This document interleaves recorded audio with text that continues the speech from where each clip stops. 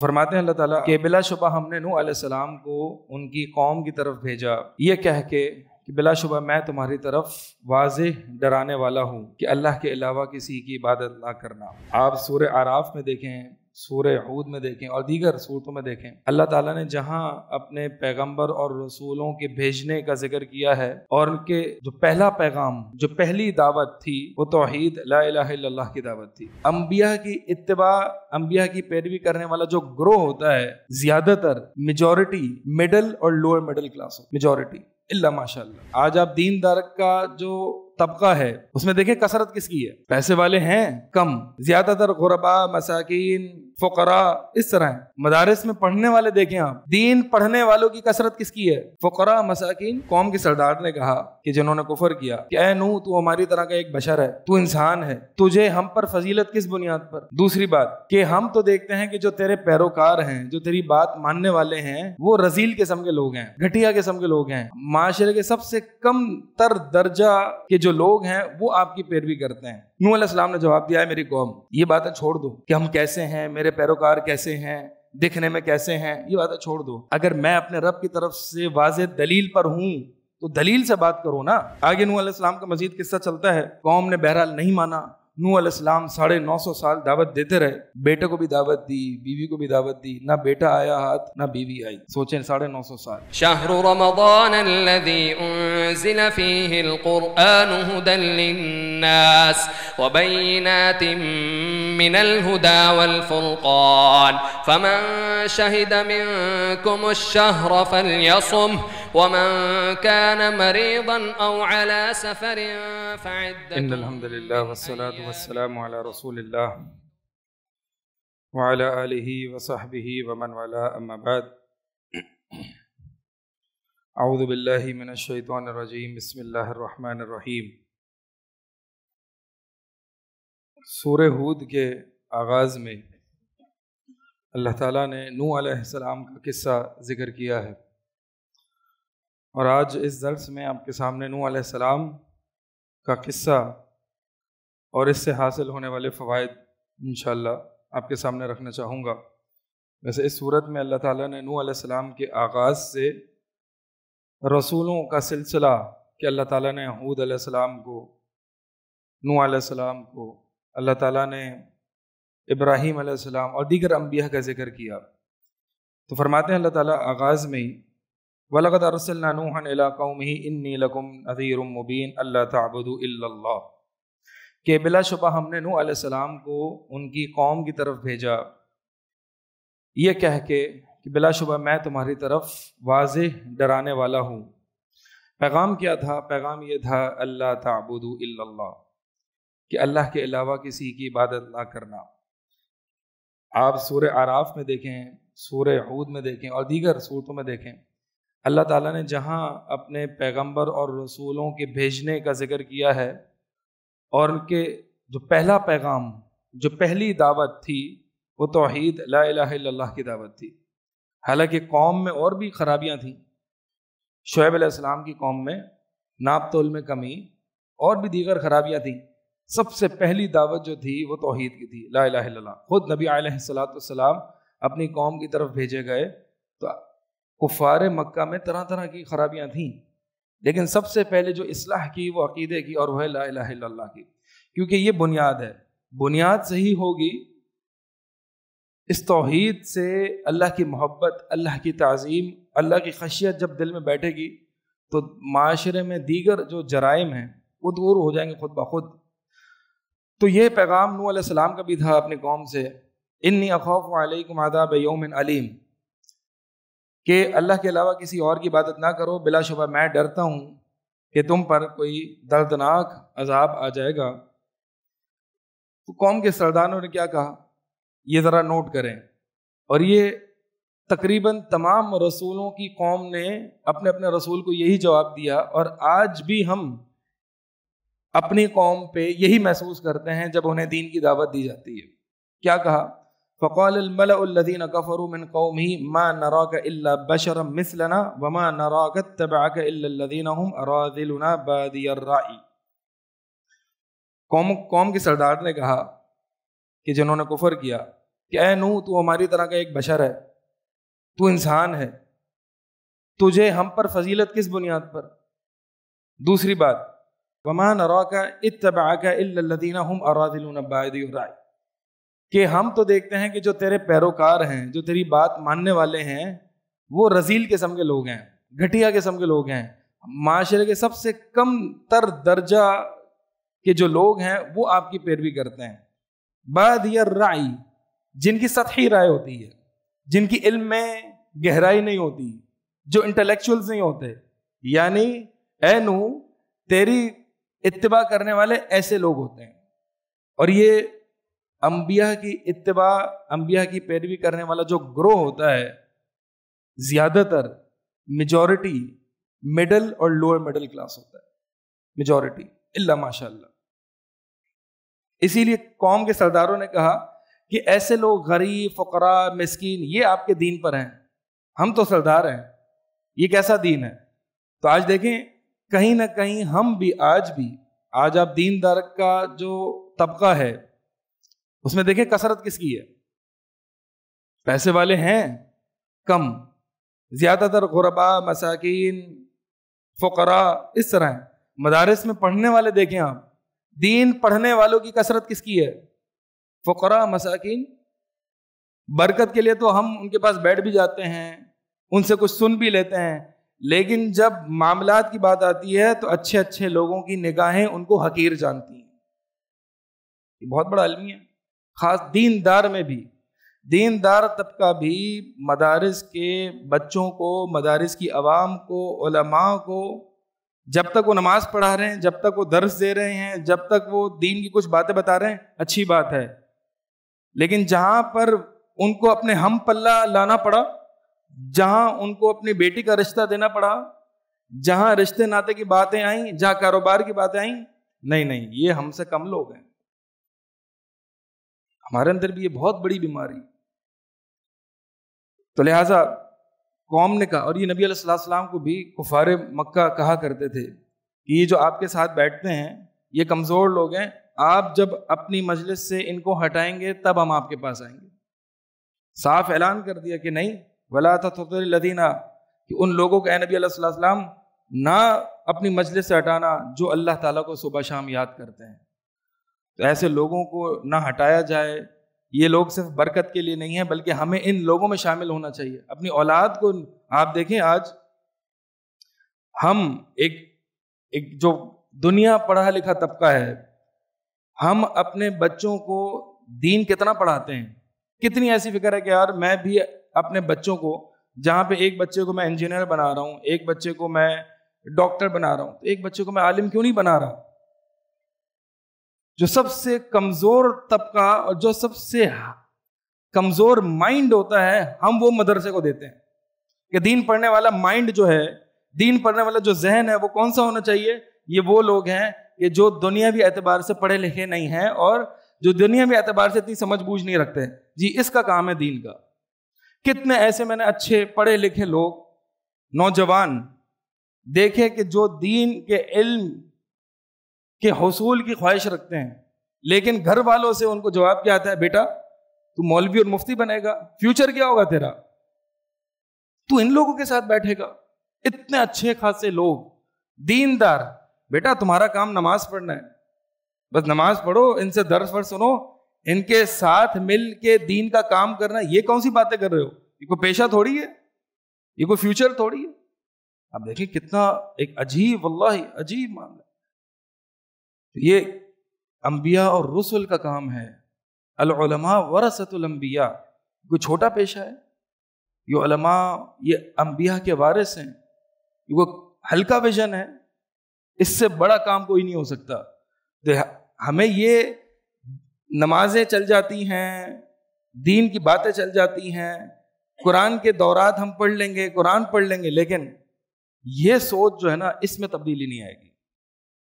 یعنی اپنا بیٹا نہیں دیں گے، یہاں پہ اپنا آپ نہیں دیں گے، نہیں، اس میں تو معاشرے میں ہماری عزت کیا رہ جائے گی؟ اس سوچ کو جب تک تبدیل نہیں کریں گے تب تک قوم میں تبدیلی نہیں آئے گی، ویسے ہی چلتا رہے گا جیسے حال چل رہا ہے۔ آگے چلتے ہیں۔ تو قوم نے کیا جواب دیا کہ اے نوح آپ کے ساتھ تو ایسے کمزور اور فقراء اور ذلیل قسم کے لوگ ہیں جن کے علم میں جن کی ذہانت بھی نہیں ہے، گہرائی بھی نہیں ہے، اور ہم آپ کو اپنے اوپر کوئی فضیلت نہیں دیکھتے، آپ بھی ہماری طرح کے انسان ہیں۔ نوح علیہ السلام نے جواب دیا ہے میری قوم یہ باتیں چھوڑ دو کہ ہم کیسے ہیں، میرے پیروکار کیسے ہیں، دکھنے میں کیسے ہیں، یہ باتیں چھوڑ دو۔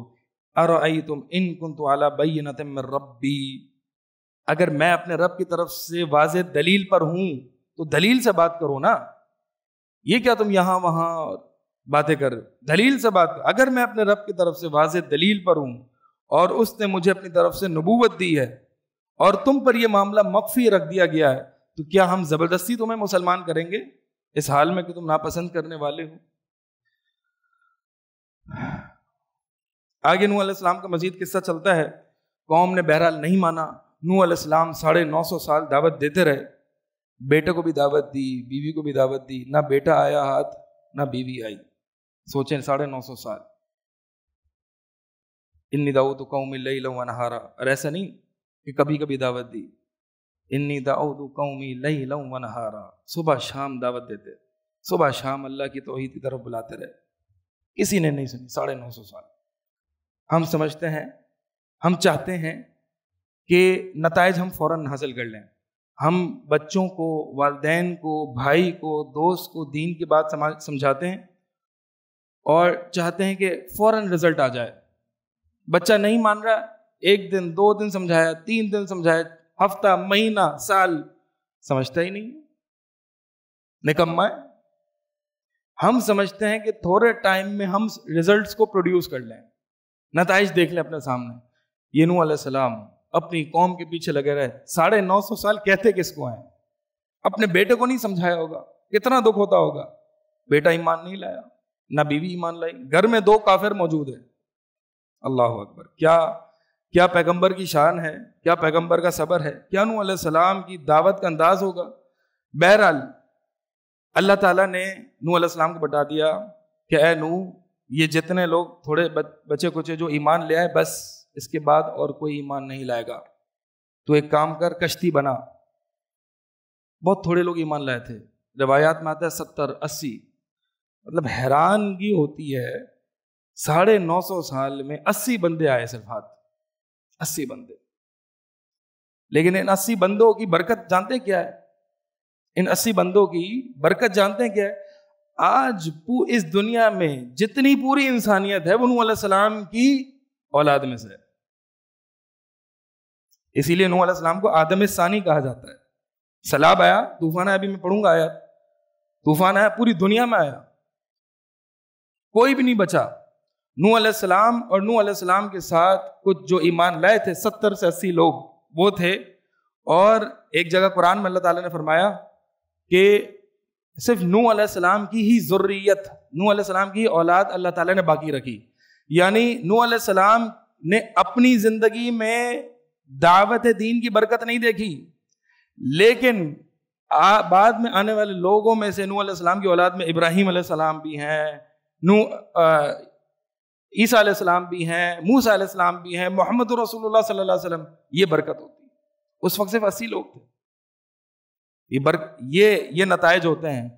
دین اس بات کو، دین کا مزاج یہ نہیں ہے کہ بس قوم اکٹھے کر لو، آڈینس بڑھا لو، تعداد اکٹھی کر لو، جمع غفیر اپنے پاس جمع کر لو، نہیں۔ اللہ کے نبی علیہ السلام کی ایک حدیث کے مطابق جو آپ صلی اللہ علیہ وسلم کو کل کو قیامت والے دن کچھ امتیں دکھائی گئیں، ان میں ایک ایسا نبی بھی ہے کہ جن کے پاس 1 اور 2 ان کے پیروکار، پوری زندگی 1-2 فالوورز لیے، اور کچھ تو ایسے ہیں کہ جن کے ساتھ کوئی بھی فالوور نہیں ہے، ایک نے بھی بات نہیں مانی، ان کیا فائل ہو گئے وہ؟ یہ برکت ہوتی ہے۔ تو بہرحال نوح علیہ السلام کو اللہ تعالیٰ نے کہا کہ اب کوئی ایمان نہیں لائے گا، یہ چند لوگ ہیں جو ایمان لائیں گے۔ ایک کام کر، کشتی بنا، اور اس کشتی میں ہر جوڑے، یعنی جانور، چرند پرند، ہر چیز ہلاک ہونے والی ہے، اتنا بڑا اللہ کا عذاب آئے گا۔ تو اپنے ساتھ نر اور مادہ ہر ایک جوڑا جوڑا جانور لے لے، تاکہ ان جانوروں کی بھی آگے نسل چلے اور انسانوں کی بھی چلے۔ اللہ کے حکم کی فرما برداری کرتے ہوئے نوح علیہ السلام وَاصْنَعِ الْفُلْكَ بِأَعْيُنِنَا وَوَحْيِنَا وَلَا تُخَاطِبْنِي فِي الَّذِينَ ظَلَمُوا، اے نوح کشتی بنا خاص ہماری نگاہوں آنکھوں کی اور ہماری ہدایت اور ہماری وحی کی رہنمائی میں، اور ان لوگوں کے بارے میں مجھے سے سفارش نہ کرنا کہ جنہوں نے ظلم کیا، سب کے سب یہ غرق ہونے والے ہیں۔ نوح علیہ السلام کشتی بنا رہے ہیں، وَكُلَّمَا مَرَّ عَلَيْهِ مَلَأٌ مِّن قَوْمِهِ، قوم کے سردار پاس سے گزرتے ہیں، نوح علیہ السلام کشتی بنا رہے ہیں، سخروا من، مذاق اڑا رہے ہیں، نوح کہاں ہے پانی، سمندر کہاں ہے، کشتی کس بات کی؟ نوح علیہ السلام کہتے ہیں ان تسخروا منا فإنا نسخر منکم، آج تم ہمارا مذاق اڑا رہے ہو، کل ہم تمہارا مذاق اڑائیں گے۔ اللہ اکبر، یہ انبیاء کا یقین ہوتا ہے اللہ پر۔ اللہ نے کہا کشتی بنا، پانی نہیں دکھ رہا، سمندر نہیں ہے، بنا لی کشتی، قوم مذاق اڑا رہی ہے، کیا کر رہے ہو، دیکھنا کیا ہوگا تمہارے ساتھ۔ یہ یقین ہوتا ہے اللہ کی بات پر۔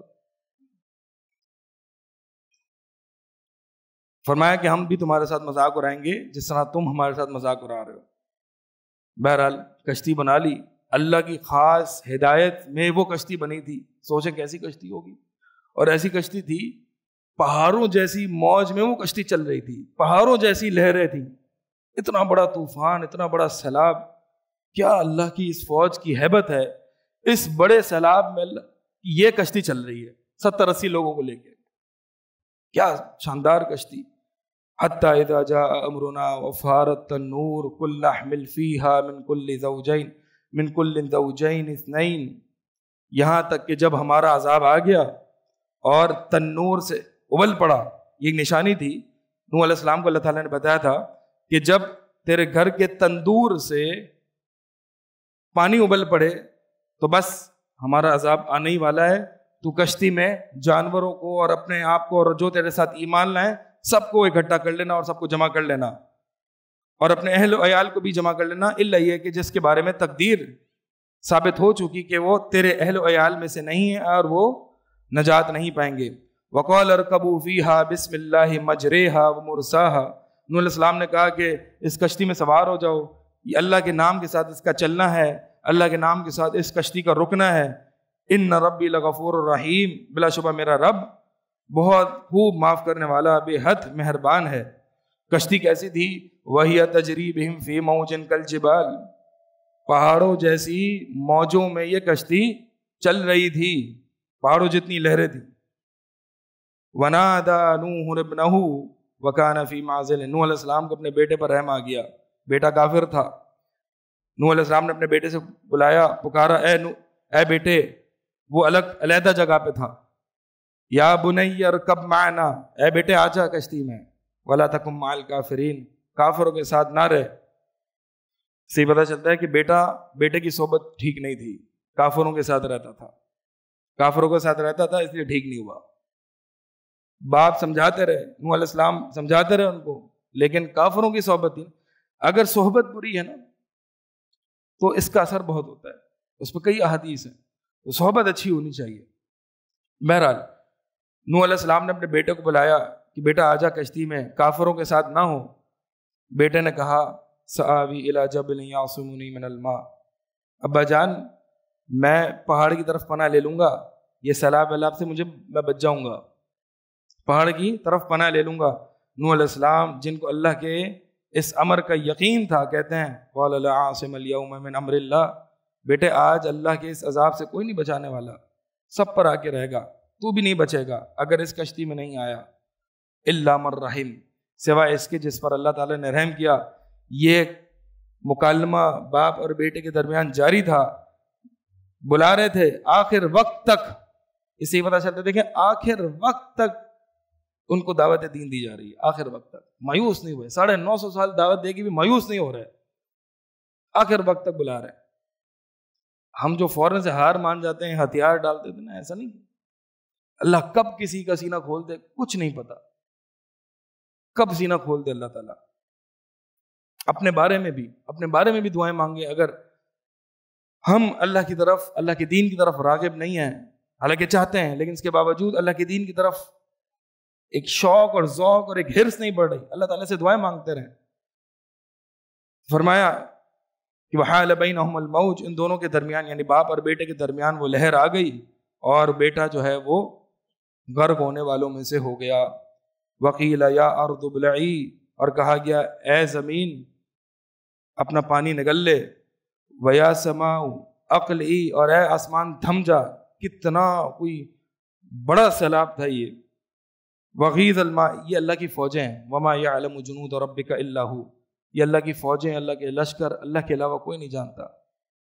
یہ سورہ ہود ہے۔ ان سابقہ اقوام پر یہ عذاب کے آپ قصے تو پڑھیں۔ اسی لیے نبی علیہ الصلوۃ والسلام فرماتے تھے، آپ صلی اللہ علیہ وسلم سے پوچھا گیا کہ یا رسول اللہ آپ بوڑھے ہو گئے ہیں، قد شبت یا رسول اللہ۔ اللہ کے نبی صلی اللہ علیہ وسلم فرماتے ہیں شیبتنی ہود و اخواتھا، مجھے سورہ ہود اور اس جیسی صورتوں نے بوڑھا کر دیا۔ اللہ کا عذاب، اللہ کی عظمت، اللہ کے لشکر، قوم کا جھٹلانا۔ فرمایا کہ وغیض الماء، اور پانی اتر گیا نیچے، وقضی الامر، فیصلہ ہو گیا، معاملہ نپٹا دیا گیا، واستوت علی الجودی، اور یہ کشتی پہاڑ پر جا کے ٹھہر گئی، پہاڑ پر۔ وقیل بعدا للقوم الظالمین، اور ہلاکت ہو گئی ظالم قوم کے لیے۔ نوح علیہ السلام اس ہلاکت کے بعد واپس سے اپنے رب سے پکارتے ہیں، ونادى نوح ربہ فقال ربی ان ابنی من اہلی، اپنے بیٹے کے حق میں سفارش کرتے ہیں، اے میرے رب میرا بیٹا میرے اہل میں سے تھا اور تو نے مجھے اور میرے اہل کو بچانے کا وعدہ کیا ہے، ان وعدک الحق، کہ اللہ تیرا وعدہ سچا ہے اور میرا بیٹا میرے اہل میں سے ہے، وانت احکم الحاکمین، اور تو فیصلہ کرنے والوں میں سے سب سے زیادہ سب سے بہتر فیصلہ کرنے والا ہے۔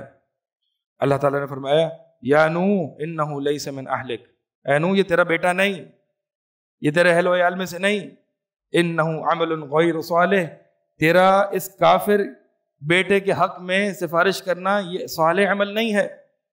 فلا تسألنی ما لیس لک بہ علم، وہ سوال نہ کر جس کا تجھے علم نہیں ہے، انی اعظک ان تکون من الجاہلین، میں تجھے نصیحت کرتا ہوں یہ کہ تو جاہلوں میں سے ہو جائے۔ نوح علیہ السلام نے پھر سے دعا کی، قال رب انی اعوذ بک ان اسألک ما لیس لی بہ علم، کہ اے میرے رب میں پناہ طلب کرتا ہوں کہ میں ایسا سوال کروں کہ جس کا مجھے علم نہ ہو، وَإِلَّا تَغْفِرْ لِي وَتَرْحَمْنِي، اور اے اللہ اگر تو نے مجھے معاف نہ کیا، مجھ پہ رحم نہ کیا تو اکم من الخاسرین، میں خسارہ پانے والوں میں سے ہو جاؤں گا۔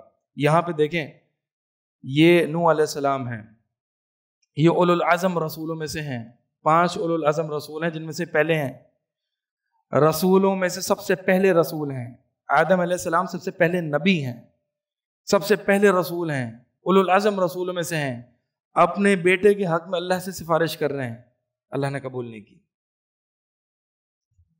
یعنی آپ دیکھیں کہ اللہ تعالیٰ کتنی بے پرواہ ذات ہے، اللہ تعالیٰ غنی ذات ہے، وہ چاہے تو نبی کی بیوی کو ہدایت نہ دے، وہ چاہے تو نبی کے چچا یعنی ابو طالب کو ہدایت نہ دے، وہ چاہے تو نبی کی بیوی یعنی لوط علیہ السلام کی بیوی کو ہدایت نہیں ملی، وہ چاہے تو نبی کے بیٹے کو ہدایت نہ دے، وہ چاہے تو اپنے محبوب نبی علیہ الصلوۃ والسلام کے بیٹے کو بچپن میں ہی اٹھا لے، ابراہیم علیہ السلام، ابراہیم رضی اللہ تعالیٰ عنہ۔ اللہ تعالیٰ بے پرواہ ذات ہے، فعال لما یرید، کر گزرتا ہے وہ جو چاہتا ہے، اتنی غنی ذات ہے اللہ تعالیٰ۔ اور ہم کس کس کے واسطے ٹھہرا کے اللہ کو، یعنی وما قدر اللہ حق قدری، انہوں نے قدر نہیں کی اللہ کی۔ کل کو جب قیامت کا موقع ہوگا اور نفسا نفسی کا عالم ہوگا، سورج 1 میل کے فاصلے پر ہوگا، لوگ اپنے اپنے اعمال کے مطابق پسینوں میں ڈوبے ہوئے ہوں گے، ایک ایک کر کے نوح علیہ السلام کے پاس جائیں گے، عیسیٰ علیہ السلام کے پاس، موسیٰ علیہ السلام کے پاس، ابراہیم علیہ السلام کے پاس۔